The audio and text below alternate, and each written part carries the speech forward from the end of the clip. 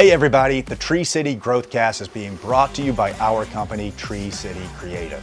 We are a full-service creative marketing company, and we absolutely love helping to produce things like brand videos, social content, podcasts. We do live event production and programming. If it involves getting your messaging down and then helping to get that message captured beautifully and then out to as many people as possible, we would love to help you out with your endeavors. So please, get in touch. Today, I'm really trying to take some notes for myself because we have one of our best family friends, Kim House, in the house. And sorry, I shouldn't have said that, but I haven't heard that one before. But Kim's one of our good friends. She and my wife, you all have known each other for what, 15? Probably, yeah, 15 years. Probably Met at that, right? a restaurant, met at a pub. Yes, Yeah. They were all working together. Slinging catfish. Yes, slinging catfish at a bar restaurant here in Atlanta. Great, and all of our best friends, yeah. is still a huge group that everybody hangs out. So I get to learn from her often, and so I'm excited to bring that to everybody here. So Kim is an entrepreneur. Mm-hmm. And she works in the space of, what would you say, home organization? Home organization, home management. Home management, right. Home management. And before that, you were a designer. Yep, graphic designer fantastic. for about 10 plus years, definitely. Yeah. Yes, okay. And then tell us the story a little bit of how you kind of transitioned from graphic design. I know a little bit because she was on the show Home Edit on Netflix, so you were working on that. Yep. Was that sort of the start of the transition, or? Yes, so the start was 2020. I was working as a senior designer. Nothing was going on in 2020 that changed. Exactly, yeah, nothing at all. But yeah, so I think early 2020, before the pandemic actually hit, I was working as a senior graphic designer for a company like in Atlanta. At that time, I was already getting like burnt out of graphic design. I had been in it. I just wanted something different, something new. And this was a big kind of corporate job. Yeah, it was a big corporate job. In Atlanta. So then COVID happened, and a lot of people on my team got laid off. And to me, it was more so a blessing in disguise. At first, I was hurt, and I was like, well, what am I going to do? Because you were in the layoffs, right? Because I was in a part of the layoffs, exactly. Right. But then I took some time to like figure it out. I didn't rush back into trying to get a job. I mean, no one was hiring at the time. Right. And then I had one of my friends who was on social media, and she was just like, hey, have you ever heard of the Home Edit? And I'm like, never heard of this company. And she was like, I think you'll be a great candidate for their new position. And she's like, they do home organizing. And she's like, your home is always organized and you're so creative. And I'm like, well, that's a interesting thing. I've never even thought about home organizing. But I was like, why not? Let me try it out. So part of the interview process was to submit like a video interview of you organizing someone's home. Right. So I organized one of my best friend's home, and my best friend is a commentator, so she was really good at editing the video and like doing like voiceovers and overlays. And then when I submitted the video, they responded back like, this was the best video we've received out of everyone. Wow, and they probably got thousands. Yeah. Wow. Yeah, and they got thousands. So that was the start. And then I got the job. I didn't expect it. I had never did home organizing before, but I was like excited to try something new.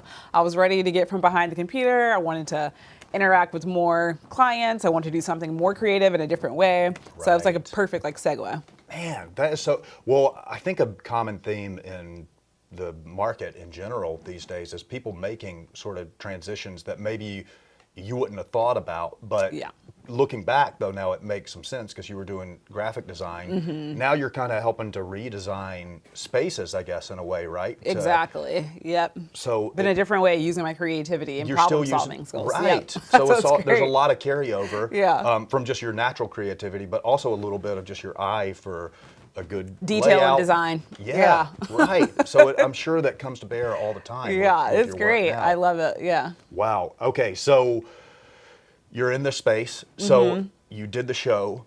Now you are doing this for other people, and I'm hoping to get some tips from you here in a little bit to learn more about that we need to put into use, because we, as you know, live in a smaller house in the city here, so that they tend to be smaller places than maybe out in the suburbs. So space is at a premium, and I'm sure a lot of people feel like that. But anyway, how did you go from the show then into kind of launching your business that you're doing now? So after I did the show, I actually end up going back to graphic design for a short period of time. And then I realized I just wasn't happy. It was just like my comfort blanket to go back. And then I realized like I'm not stretching myself. I'm not like learning more. I'm just in the same like rat race and circle that I've been going in. So I decided, well, I did like home organizing, but I want to switch it up. How they did their business, I want to switch mine. I want to incorporate home management as well. Yes. So I knew doing home organizing, I myself would get burnt out if I did it 5 days a week. It's a lot of work. It's a lot to like deal with people's items. So I decided to implement home management. And with home management is you pretty much like oversee clients' household operations. So everything from grocery shopping, laundry, running errands, doing returns, doing scheduling, assisting with contractors, like the list goes on. And every client is different from what they need.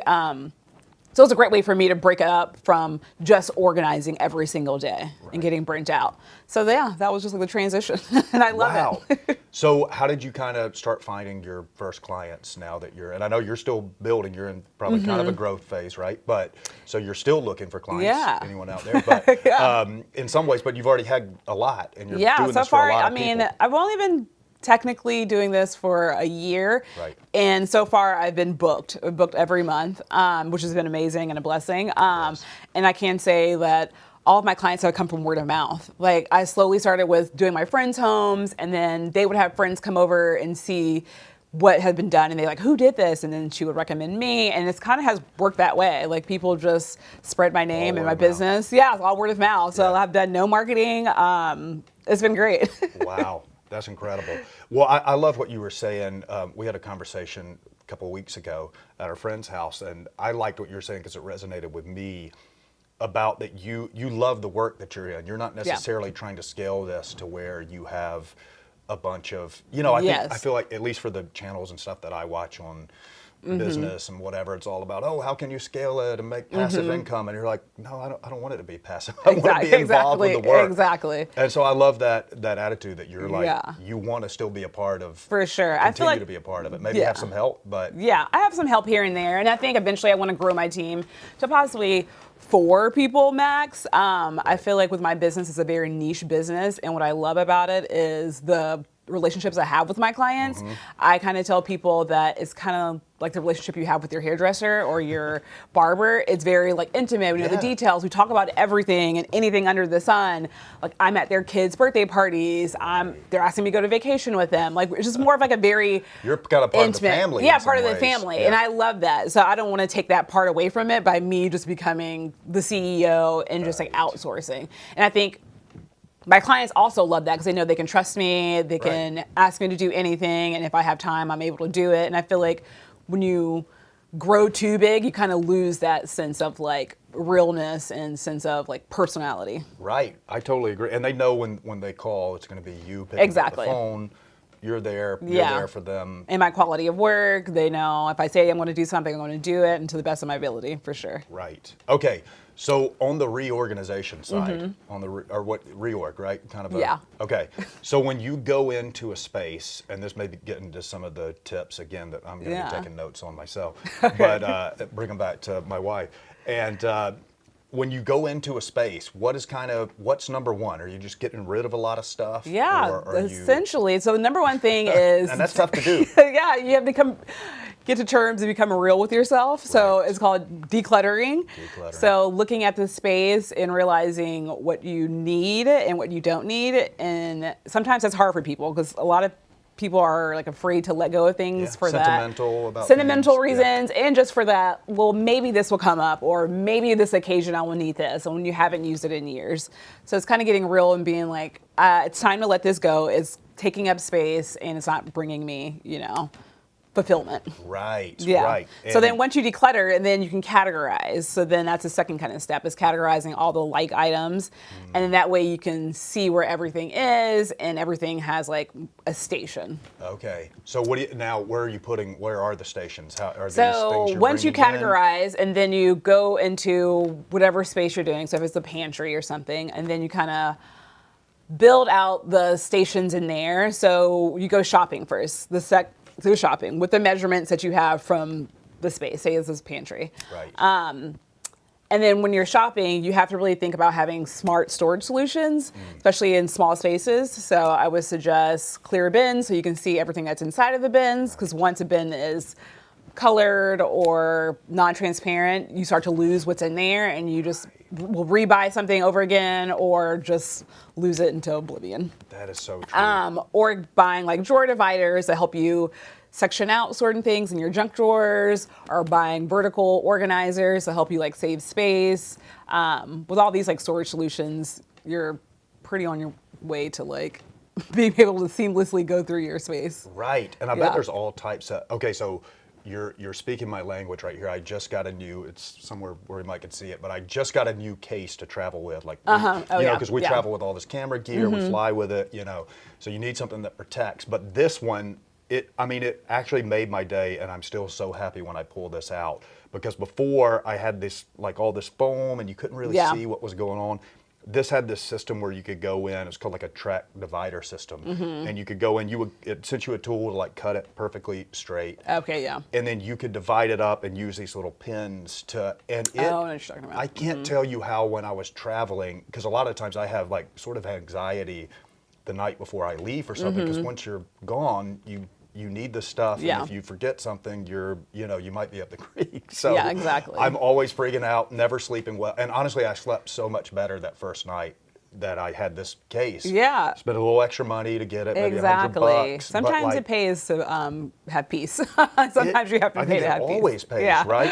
And I was looking into it coming here, but just how much more productive you are because you don't have this extra level of stress. Your creativity probably goes through the roof. I'm sure you're seeing that with your clients, for sure. right? And just honestly, the biggest thing I see is a sense of peace and like happiness and an air about them when you come into a room and everything has a place and things are not cluttered. I feel like your home is a reflection of your mental state. So if your home is cluttered, anything you're doing is cluttered, your mental is cluttered.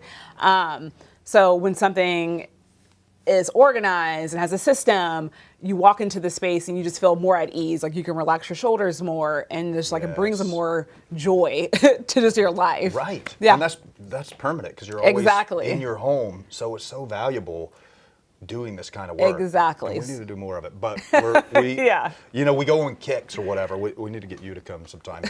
But I mean, the other day, for instance, we were going through water bottles, because I do a lot of events, we go to a lot of events, and you just get given this stuff, and they do have some sentimental value, but I counted up and we had like 15 water bottles. Yeah. And I was like, it's time to let go. It's time to let go, right? Like they're just taking up a bunch of space. And okay, so you're big into which I think is brilliant, and I hadn't thought about as much as I should have, the clear bins. Yes. So you try to get most things in there. Is that for storage, or even stuff that's not stuff that's displayed necessarily?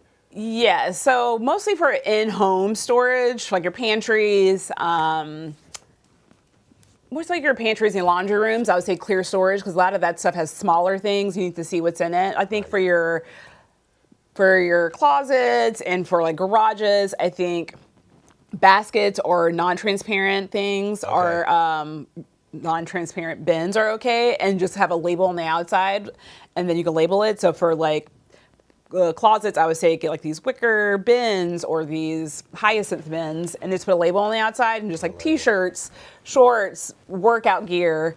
And then for your for your basement, I mean, I have like the big gray totes down there. My basement's organized, but it's not like aesthetically beautiful, because to me, like I know all these gray totes have Christmas in them. Yes. So I just put a big label on them and say Christmas, holiday, decor, Halloween, and various things like that. Yeah. Wow. When did you know, I mean, obviously the Netflix show, which I want to hear more about that actually too, but when did you know, I guess just people telling you, like, because this is a skill that you have, and people just noticed it in you coming over to your house. Yeah, I think I never noticed it in myself. I think it's just my personality in itself. I think I have a lot of people may think this, like ADHD. So I'm the different version of ADHD. I think there's some people who are like, oh, I have all these ideas, I can't do anything, I can't stay focused, where I'm hyper-focused on things and I hyper-focus on a lot of different things. So when it comes to organizing a very cluttered space, like that's very exciting for me because my mind is constantly going of like, what can I do next? And there's so many like different ways of doing it. And I think other people probably saw that in me and like, oh, this will be great for you. And I just never thought that about myself. And so far it's been like wonderful. Right. Okay. Yeah. So step one, you're declutter. You're getting rid of a lot of stuff. Yep.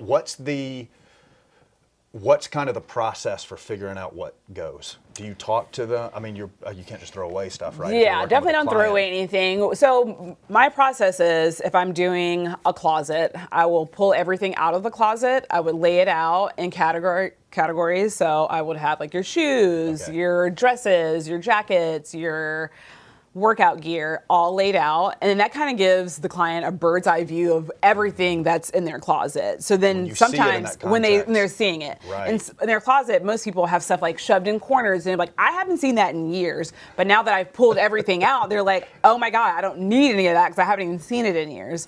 So once I do that, that's like a step for them to go in and like declutter. And then you guys work together to kind of so then you're really wearing this. I found this in the corner. Because they're like, is this still in style? I'm like, oh, or I'm saving this for the office. Like, well, we haven't been in the office since 2020. I don't think we're going back. Or you haven't. So I'm like, and now times have changed. Like, there's a new style. Right. Formal things like dresses. I bet that's a big that you bought for one specific thing. And they're like, I'm trying to hold on to it. I'm like, you don't need to. So sometimes people just need me there to hold their hand to get through it. They're like, I could do this on my own, but just having you here like motivates me to like get rid of this stuff and have someone to talk to while I'm doing it. Talk me through this process. Right. Yeah. Okay, so it's all laid out. Mm-hmm. So you can get rid. Like, what do you have like a percentage of like often like what amount of stuff are you when you go in fresh? Like, would you say just a guess? Maybe out of a closet. I say 20% out of a closet. I feel like closets are one of the hardest spaces to organize for people because so many people have sentimental attachments to things in their closet for clothing. Versus if you're organizing like a pantry, it's kind of black or white. Like, is this expired? Yes, throw it away. Is it not? You keep it. So it's an area of black and white, so you can get rid of a lot more stuff in pantries in that area versus closets. Yeah. Right. So about 20%. Yeah. Pantry, that's a good one. Or even like cookware, dishes, things like this. I bet those are big offenders, right? Stuff you just don't use. So like, how many coffee mugs should you have? Do you have for instance? I say as many as can fit on one designated shelf. So if you have, at my house, I have one tiny shelf designated to coffee cups. And if they don't fit on there, then I can't have any more. Okay. So that's all I say. I won't get any, or if one comes in. One goes out, for sure. I bet you're very disciplined. I am very disciplined in that. See, these are, because there's all these things you just pick up even for free. Like I'm talking about, like events, coffee mugs. And sometimes you have to just leave it there. You say, thank you, but no thank you. I don't have space for it. I don't think they're going to get offended because they overbought anyway. They have more than enough. Right. So they can save it for the next event, but you don't need to bring it into your home because sometimes it just ends up at the thrift anyway. Right. Okay. Because I'm bad about that. If somebody gives me something, I'm like, great. Let me take it. Support it. Yeah. Now, the one thing I do is I'll like leave it in the car for a while and then be like, okay, what should I do with this? Because I don't want to bring it inside. So one of the things I do suggest to some of my clients, so I have a lot of clients who get promotional materials or just like gifts in general, and they're like really nice gifts, things that are not branded or anything. I suggest creating a gifting closet. Right. To do secondhand gifts. If it's something that's like really valuable and like nice, and you don't want to like give it to the thrift stores, I say create a section in the closet that's for gifting for those last minute birthday gifts, those last minute like parties, last minute Christmas gifts, and just hand it out then. How much do you push people on like? Do you give a little nudge in the direction of like, maybe you should just get rid of this? Like, I'm a very hard nudger. People, all my clients know it's not a small nudge. I am very much like, I think this should go. Like, I'm not sure why we're holding on to that. And I think that's what my clients love about me. I'm a very like straightforward, but like, in a nicest way possible. Right. But I'm not like trying to sugarcoat. Like, you hired me for a reason to like come in here and organize your space. And by you holding on to these things, we're not going to accomplish the goal. So they know. They're like, oh my gosh, if Kim comes over here, I'm gonna have a house full of nothing. Like, they're like, I'm afraid. But they love it because they call me back. And I have repeat clients, but they know, like, I'm getting the job done. We're going to make space. Well, and the great thing about you too is I know you're a big thrifter, so you're putting it back to use somewhere else for someone else. Exactly. Like, someone else is going to fall in love with this and love it in their own home, but it's time for you to let it go. And they may have space for it. Exactly. Or they may not, but that's not our problem. That's not our problem right now. This is. You're focused on that. Yeah. Okay. So you got the piles. You start going through it. You're cutting 20. I mean, it sounds like more than 20%. Yeah. 20% in the closet, but a lot of times. A little bit more pantries. if it's in different areas. Yeah, the house. What are the other big offenders? Where are you really going to work when you get into a house? Garages. Yeah, there are a lot of just like things go there to die. Yes. So people stick it in the garage. They're not going to use it, but they never use it again, or they never see it again. They lose it, and it's just like, if you're putting it there, is usually going to die. Like, you're never going to see it or use it again. So that's another place where you pull out things like, I haven't seen that in years. Yeah. Or they stuff it in bins and never look in that bin again, or the bin is from when they moved 10 years ago and they never reopened that bin. And it's just like, okay, it's time. You haven't opened this box in 10 years since you moved. We can let it go. We have a shed full of stuff like that. So I need to be doing that there. And tools, that's a big one. Exactly. Right? Do you go through tools? I don't really go through tools. I feel like most husbands are very particular and they want to keep their stuff. So they need every tool. So I don't really mess with the tools. So I'm like, I don't know what's needed, this small thing. I mean, so I categorize it all, but I don't really get rid of tools. Okay. Yeah. Okay. So tools. Okay. Tools may be okay. Yeah. Okay. Tools might be okay. Okay. Good. But there's, I know a lot of men are guilty of this because, for one, talking to them, but two, there's all these memes on the internet, videos and stuff, people making, joking about, oh, I finally found that use for that 2x4 I've been saving. Exactly. That scrap of wood that I've been saving for like 12 years. Perfect use for it, yeah. Which never actually, or barely ever happens. Exactly. Yeah, it's time to get rid of it. Like, I just recently reorganized my basement, and it was just like old paint in there. That had been, my basement's pretty big, but it was like in this back part and deep dark corner, and for years I was like, well, maybe if I need to touch up something, and I finally got to a point, I'm like, I've been in my house 6 years, I'm letting all of this go. So I went to the local like specialty recycling center and just let them recycle all the old paint. It's like, sometimes I have to just like let it go. I'm like, if a touch up needs to happen, I just need to like repaint the whole wall. Right. Because the paint's old. Yeah. Some people just hold on to things. They're like, maybe, but I'd rather have the space. Right. Yes, Yeah. I agree. Well, I'm trying to agree. I'm trying to I agree, but I'm trying to think of ways to put it in practice. Yeah, right now you got it. As we're talking about it. So once you get rid of stuff, then how do you go about kind of putting things back in place? Space? What's the tip So then we for go into the closet and like take measurements and then see what products fit best in said measurements. I've been doing this for, on my own business a year, but with the home edit like 2 years. It's 3 years total. So I'm pretty familiar on what products work best in most situations. So I pretty much go in and get the measurements and try to find like smart solutions for said space. So say it's the closet. For closets, I definitely like to have all of the same hangers. So I have a lot of clients that do a lot of dry cleaning. So they have a lot of wired hangers mixed in with their velvet hangers, mixed in with like the plastic circular hangers you brought over from college. So there's just like a mix of everything. So when I go in, I like to streamline and have all of the same consistent hangers, which is usually like a black velvet or a cream velvet. Oh, nice. Yeah, because those are more slim and they save you space. Yeah. Right. Okay. We do have some of those now, maybe because of you might have told Christina, because those are nice. Yeah. It was funny when you were saying that. I was thinking about one of the Medea movies, and she goes in and like freaks out about the wire hangers. Do you remember that? I don't. Oh, dang it. Okay, anyway. She like opens up a closet. She's like, wire hanger. Maybe I do then. One of the first ones. Anyway. Okay, so hangers. What about the shelving? Are you making custom? No. Okay. Well, It depends on once again, the measurements of what baskets I'm going to use. And usually I use a hyacinth basket. It's like a particular basket at the Container Store. Okay. Yeah. And then from there, I categorize. It depends on what it is. So it depends on how the shelving hangs. Sometimes I like to fold pants, fold t-shirts, and fold like leggings and things. And I used to like to save the hangers for like your blouses, your nicer button-ups, your jackets, your things that are hard to fold, like hoodies and sweaters and stuff like that. So things that are like small and like, I call it loosey-goosey, like leggings or like workout material that really can't hold a form. I like to fold those and put them in baskets, and I like to file fold so that way you can kind of look through things versus folding from like bottom up. Because when you fold from the bottom up, then when you're trying to look for a certain shirt, everything kind of gets in disarray.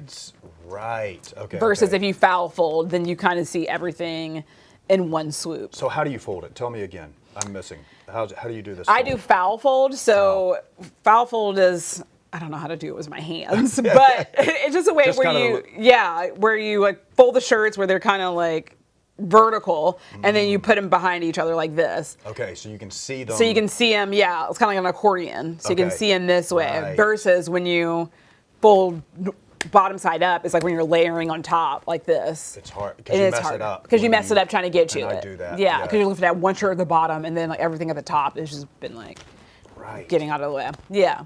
Wow. So I like to put that into baskets and then hang everything else. And then it depends, once again, on the space of the closet. Sometimes we get racks to go over the door, so then we can hang like accessories. Okay. That's another thing I like to put in baskets is like winter accessories. So if we're in summer, you can. Sorry. Those are thick, so they take those a are lot thick. of space, Yep. right? So, and then if they're at the top of the closet and we're in summer, like you don't need to look at that right now, you know. So just put that up there, and then when we're back in season, make its way down, more accessible. Yeah. Move it. Okay. Do you ever do, because I've thought about doing this, like moving winter stuff to like an attic or something like that. Do you do that? I think if you have the space, I personally don't do it because I have a very small closet and I have a very small wardrobe. There's no need for me to have a summer and winter wardrobe. Right. I like to think I have a capsule wardrobe. Right. But I do have clients that do have extra closets or attic space where they do switch out winter and summer. And I think that's best if you have like a large closet and you can do so. Yeah. Right. Okay. So specific things for you then. Like how many, like you're wearing a button-up shirt. Mm-hmm. How many kind of like button-down shirt? How many of those do you have, for instance? Like, what do you keep I it know down for to? sure I have 4 of this for these styles. Yep. How many t-shirts? T-shirts, once again, all my t-shirts are in one drawer, and I'd probably say maybe 15. Okay, see, I need to whittle down a little bit. Yeah, 15. Okay. Jeans, I probably have 10 to 12, so a mix between black jeans, denim jeans, and like khaki, so all that is probably like maybe like 10. 10 pairs of jeans. Yeah. Then you separate category for like slacks maybe like 4. 4 slacks. Maybe 4, yeah. Maybe, yeah. I don't know if I have that even, but I don't do slacks a ton. Yeah, so me either. So yeah. Yeah, not as many of those. Not many. Maybe 4. What's your other categories and some numbers that you? Category is dresses. I don't have them. I mean, I probably have like 5 dresses. Okay. Shorts. I think shorts I may have. I have 2, maybe like 4 styles, 2 in each style, so probably 8 shorts. Okay, 8 shorts. Yeah. Those don't take up. Yeah, they don't take up. That's only like a half a drawer that I actually have that in. Yeah. And are those 8 shorts, are those between workout shorts and stuff you No, like those wear? are just like casual shorts. Like, yeah, workout shorts. Workout gear is also dedicated to one drawer, and that's a mix between like my tops are on one side of the drawer and then my bottoms are on the other side. So I'd say probably about 10 of each of those. Okay. Shoes. What do you do with shoes? How many like sneakers for like working out? And you wear sneakers a lot too. Yeah, I know. So I'm very particular about my sneakers. I'm not a sneaker head by any means. Right. But I work with a lot of sneakerheads, people who build out walls, who build out rooms just full of sneakers. And I'm like, I can't wrap my mind around it, how you could ever wear them all. Right, So I buy ones that I know I'm going to wear frequently, and I probably, maybe 8 to 10. 8 to 10, and that is including stuff you would like go for a run in? Or those No, are so I separate? only have one pair of running shoes. Okay, so you only keep one pair of running shoes? Yep, one pair of running shoes. Do you donate the running shoes? When I you do. donate? Okay, and okay. I still donate them in like good condition. The soles still have traction on them.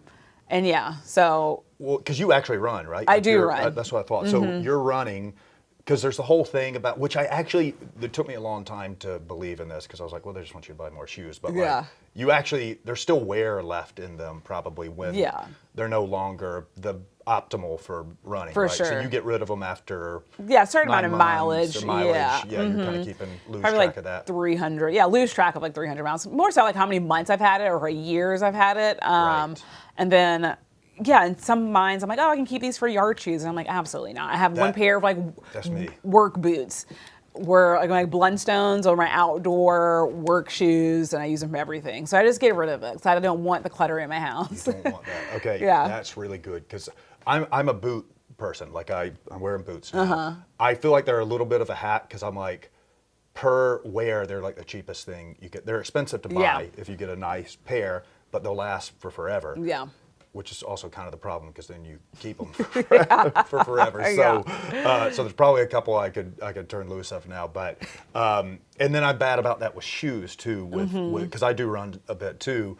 And so same thing, but I usually I do that, exactly what you said. Oh, I'll use these for yard shoes. For yard shoes. Or other workouts, like when Yeah. I'm not, like if I'm lifting weights, they say not to do that with the running shoes or whatever. So Yeah. I try to wear separate ones. So maybe 2 pairs, but that's probably still all I would need, too. Yeah, well, I think 2 is like fair. That's a reasonable. Right, that There's- you're actually active. Exactly. I like shoes. to like give them away because I'm like, I want to be excited to get the next new pair. Right. So I have a reason to get rid of these. I'm like, well, I deserve these $200 running shoes, you know? So I justify it. Like, I don't have any. So, it's a way to justify the expensive things you want in life. You got to get rid of something. Right. That's, okay. Yeah, this is really good for me. Which running shoes do you use? Brooks. Me too. I like the Brooks. Yeah, Brooks are great. Those. I'm like a tried and true fan. And you were, in another part of your story, you were an athlete, right? Student athlete. Yeah, so I ran track at the University of Georgia. Got a scholarship, full ride there. Wow, I forgot it was the full ride scholarship. Yeah. And what distance again? I got recruited for the 400, but I ran the 400, 4x1, 4x4, and did long jump. Dang. Yeah, it was, once again, my ADHD, I want to do everything. Yeah.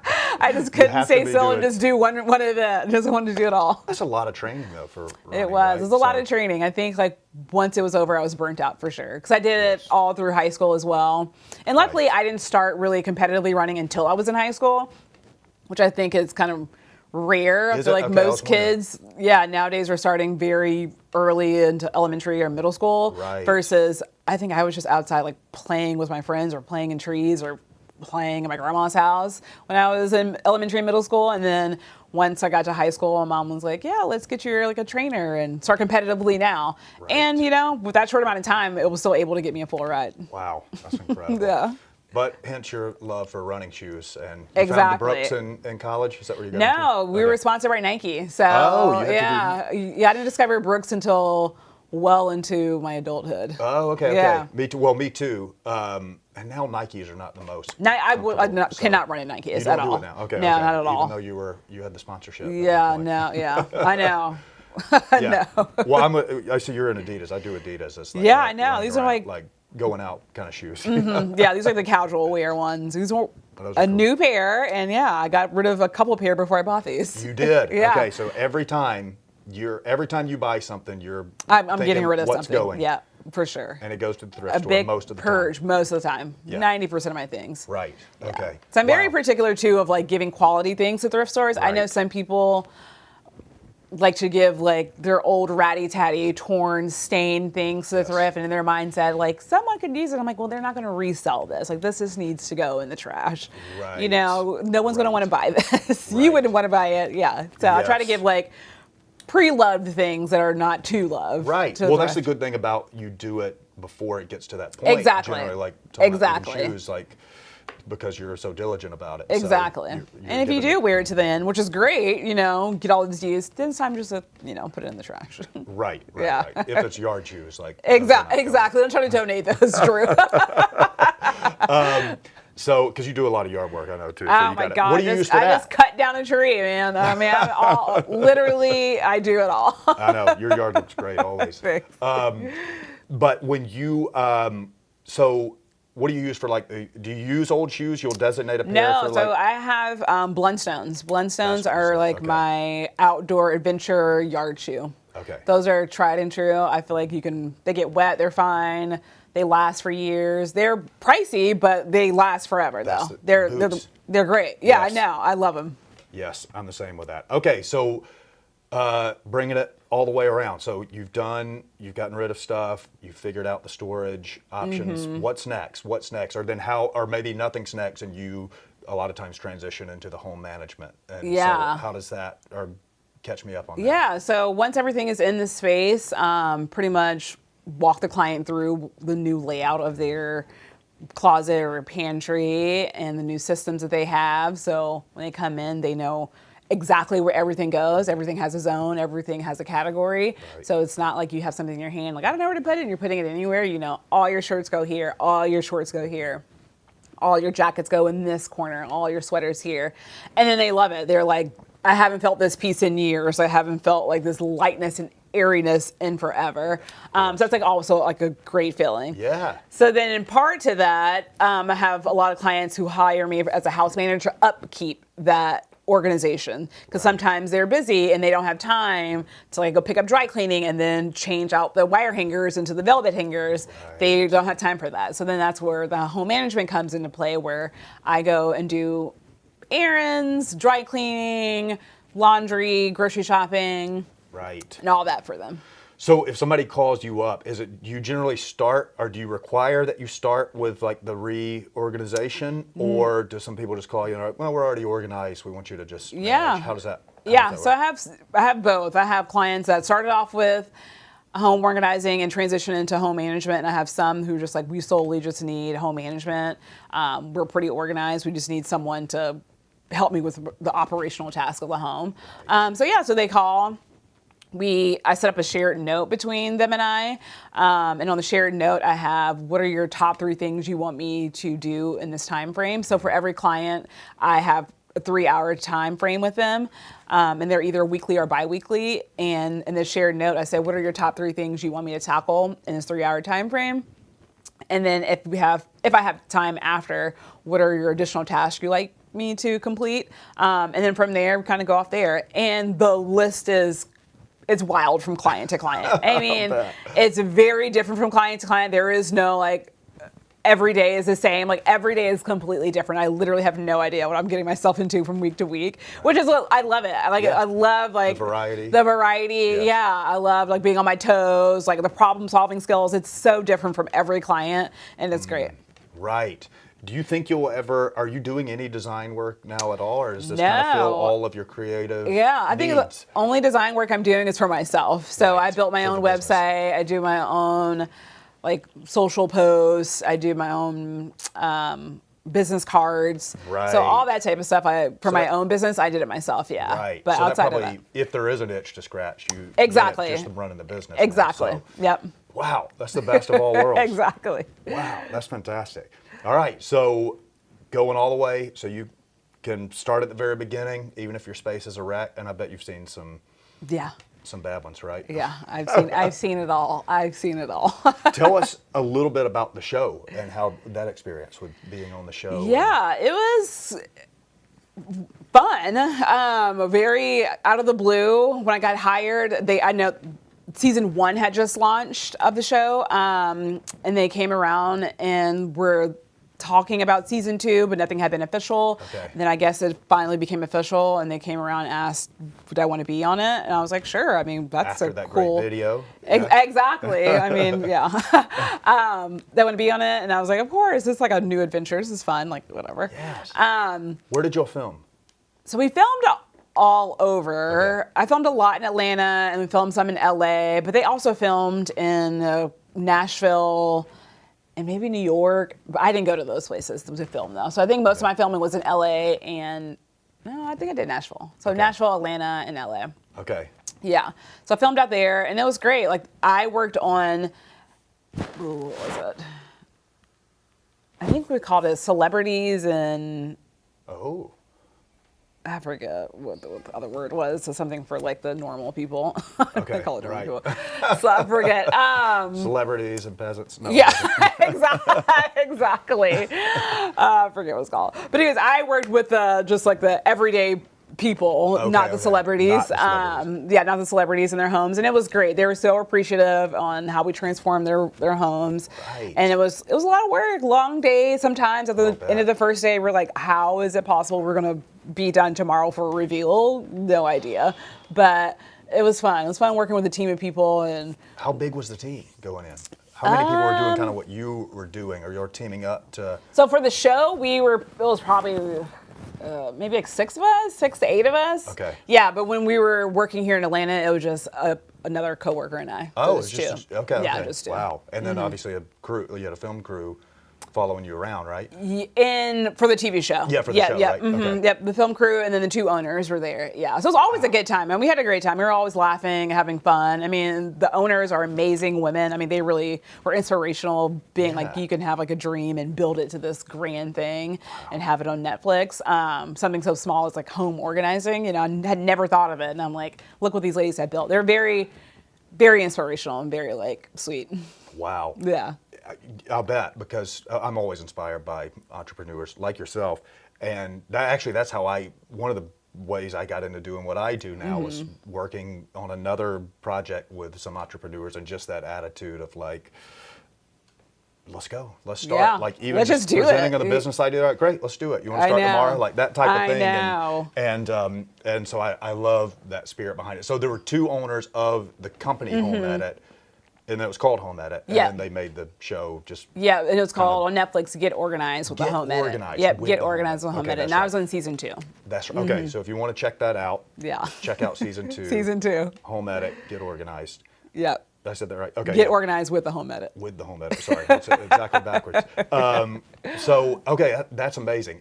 Because I saw some pieces of it. I'm not a huge TV person, so No, Christina same. watched it.